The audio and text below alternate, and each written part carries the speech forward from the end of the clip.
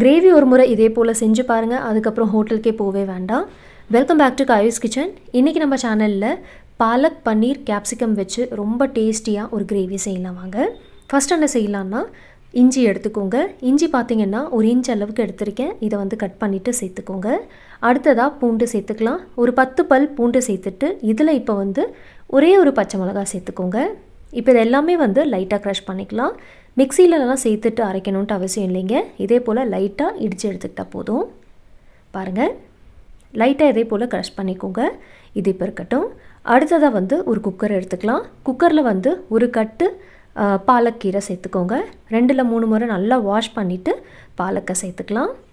அடுத்ததாக இதில் பார்த்திங்கன்னா ஒரு கையளவுக்கு புதினா சேர்த்துக்கோங்க. புதினாவும் நல்லா வாஷ் பண்ணிவிட்டு சேர்த்துக்கலாம். இப்போ இதில் ஒரு கையளவுக்கு கொத்தமல்லியும் சேர்த்துக்கலாம். புதினா கொத்தமல்லி ரெண்டுமே ஒரு கையளவுக்கு எடுத்திருக்கேன். அடுத்ததாக இதில் ஒரு அரை கப் அளவுக்கு தண்ணி சேர்த்துக்கலாம். கவர் பண்ணிடலாம். கவர் பண்ணிவிட்டு ஒரே ஒரு விசில் வச்சுக்கோங்க. அதிக நேரம் வேக வைக்கக்கூடாது. ஒரே ஒரு விசில் வச்சா போதும். இப்போ இது ஒரு விசில் வரட்டும். நான் ஓப்பன் பண்ணி காமிக்கிறேன். பாருங்கள், ஒரு விசில் வந்தாச்சு. பாருங்கள், நல்லா வெந்திருக்கு. இது இப்போ ஒரு மிக்ஸி ஜாரில் ட்ரான்ஸ்ஃபர் பண்ணிக்கலாம். மிக்சியில் சேர்த்துட்டு அந்த குக்கரில் தண்ணி இருக்குல்ல, அதையும் மிக்சிலேயே சேர்த்துக்கோங்க. சேர்த்துட்டு நல்லா ஸ்மூத்தாக கிரைண்ட் பண்ணிக்கலாம். பாருங்கள், அரைச்சாச்சு. இது இப்போ இருக்கட்டும். அடுத்ததாக ஒரு பேன் எடுத்துக்கலாம். பேனில் பார்த்திங்கன்னா 2 டேபிள் ஸ்பூன் எண்ணெய் சேர்த்துக்கோங்க. நீங்கள் எண்ணெய்க்கு பதிலாக நெய் கூட சேர்த்துக்கலாம். எண்ணெய் சூடான பிறகு ஒரு பிரிஞ்சி இலை, ஒரு சின்ன துண்டு பட்டை, 3 லவங்கம், 2 ஏலக்காய் சேர்த்துக்கோங்க.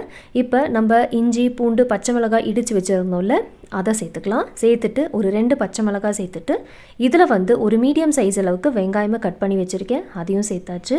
இப்போ இதெல்லாம் நல்லா மிக்ஸ் பண்ணிவிட்டு வெங்காயம் ஓரளவுக்கு நல்லா சாஃப்ட் ஆகிற வரையும் நல்லா வதக்கிக்கோங்க. பாருங்கள், வெங்காயம் நல்லா சாஃப்ட் ஆகிடுச்சு. இப்போ இதில் 1/4 டீஸ்பூன் மஞ்சள், 1/2 டீஸ்பூன் அளவுக்கு மிளகாய்த்தூள் சேர்த்துக்கோங்க. நீங்கள் 1/2 டீஸ்பூன்லேருந்து 2 டீஸ்பூன் மிளகாய்த்தூள் சேர்த்துக்கலாம். நல்லா ஒரு முறை மிக்ஸ் பண்ணிவிடுங்க. இதை ஒரே ஒரு நிமிஷத்துக்கு லோ ஃப்ளேம் வச்சுட்டு நல்லா வதக்கிக்கலாம். பாருங்கள், நல்லா வதக்கியாச்சு. அடுத்ததாக தக்காளி சேர்த்துக்கலாம். 2 மீடியம் சைஸ் அளவுக்கு தக்காளியை கட் பண்ணிவிட்டு சேர்த்துருக்கேன். இதோட ஒரு அரை டீஸ்பூன் சுகரும் சேர்த்துருக்கேன். சீக்கிரமாக வதங்கும். இப்போ நல்லா ஒரு முறை மிக்ஸ் பண்ணிவிட்டு இதை நல்லா சாஃப்ட் ஆகிற வரலையும் வதக்கிக்கணும். ஸோ பாருங்கள், நல்லா மிக்ஸ் பண்ணிவிட்டேன். இது சீக்கிரமாக வேகிறதுக்காக ஒரு அரை கப் அளவுக்கு தண்ணி சேர்த்துருக்கேன். இப்போ கவர் பண்ணிடலாம். கவர் பண்ணிவிட்டு ஒரு 3 நிமிஷத்துக்கு நல்லா வேக வச்சுக்கலாம். தக்காளி நல்லா சாஃப்டாக வேகணும். பாருங்கள், தக்காளி நல்லா சாஃப்ட் ஆகிடுச்சு. நல்லா மேஷ் ஆகிடுச்சு. அடுத்ததாக இதில் நம்ம பாலக் கொத்தமல்லி புதினாலாம் அரைச்சி வச்சுருந்தோம்ல, அந்த பேஸ்ட்டை சேர்த்துக்கோங்க. பாருங்கள், அந்த பேஸ்ட்டை சேர்த்துட்டு இந்த கிரேவிக்கு தேவையான அளவு உப்பும் சேர்த்துக்கலாம். அடுத்ததாக கேப்சிகம் சேர்த்துக்கோங்க. ஒரு மீடியம் சைஸ் அளவுக்கு கேப்சிகம் இதே போல் கட் பண்ணிவிட்டு சேர்த்துக்கலாம். இப்போ 200 கிராம் அளவுக்கு பன்னீரை சேர்த்துக்கோங்க. பன்னீரை மீடியம் பீசஸாக கட் பண்ணியிருக்கேன். ஸோ அதையும் சேர்த்தாச்சு. கேப்சிகம் ஒரு மீடியம் சைஸ் அளவுக்கு சேர்த்துருக்கேன். பன்னீர் 200 கிராம் அளவுக்கு எடுத்திருக்கேன். நல்லா ஒரு முறை கலந்து விட்டுருங்க. பாருங்கள், நல்லா மிக்ஸ் பண்ணியாச்சு. இப்போ இதை நம்ம கவர் பண்ணி வச்சு ஒரு 4லேருந்து 5 நிமிஷத்துக்கு நல்லா கொதிக்க விடலாம். அப்பப்போ ஓப்பன் பண்ணிவிட்டு நீங்கள் மிக்ஸ் பண்ணிகிட்டே இருக்கணும். எண்ணெய் எல்லாம் ஓரளவுக்கு நல்லா பிரிஞ்சு வரணும். இப்போ பார்த்திங்கன்னா ஒரு 4 நிமிஷம் ஆகிடுச்சு. எண்ணெய் பாருங்கள், நல்லா பிரிஞ்சு வந்திருக்கு. நல்லா ஒரு முறை மிக்ஸ் பண்ணிவிடுங்க. நல்லா மிக்ஸ் பண்ண பிறகு இதில் ஒரு அரை டீஸ்பூன் அளவுக்கு கரம் மசாலா சேர்த்துக்கலாம்.